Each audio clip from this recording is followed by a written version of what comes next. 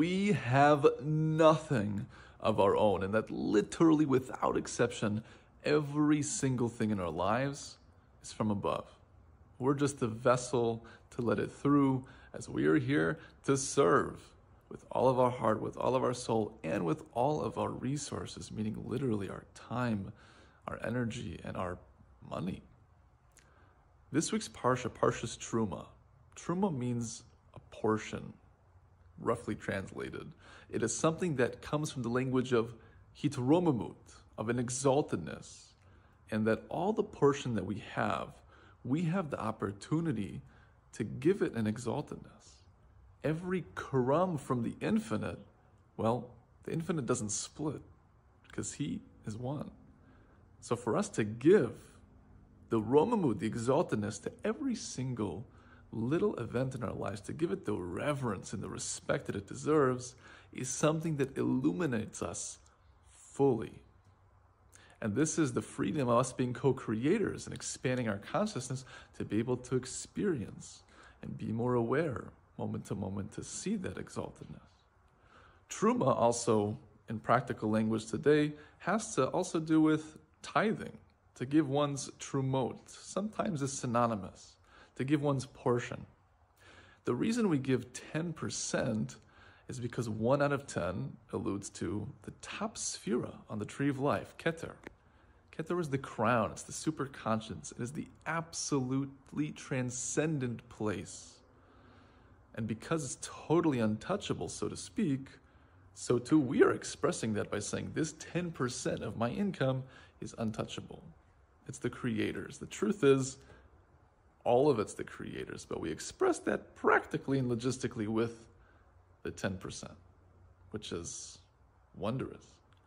Because Truma is the numerical value of 651.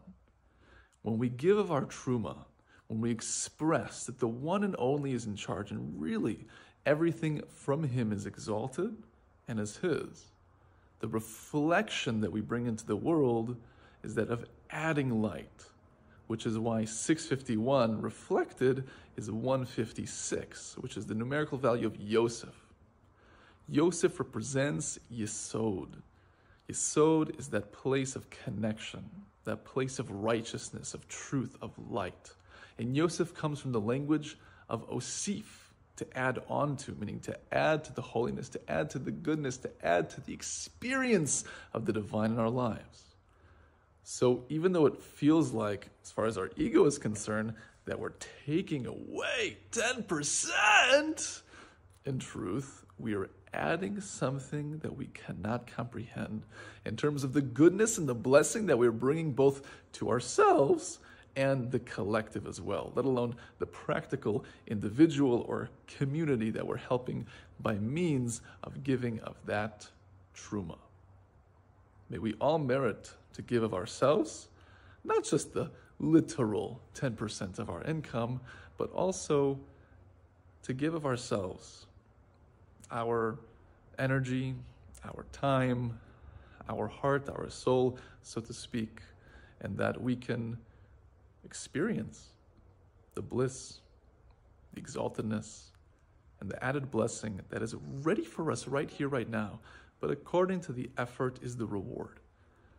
That's why the language in the Parsha is that for each one who takes a portion, and that language has the energy of an action based on the principle of according to the effort is the reward that our sages clarify.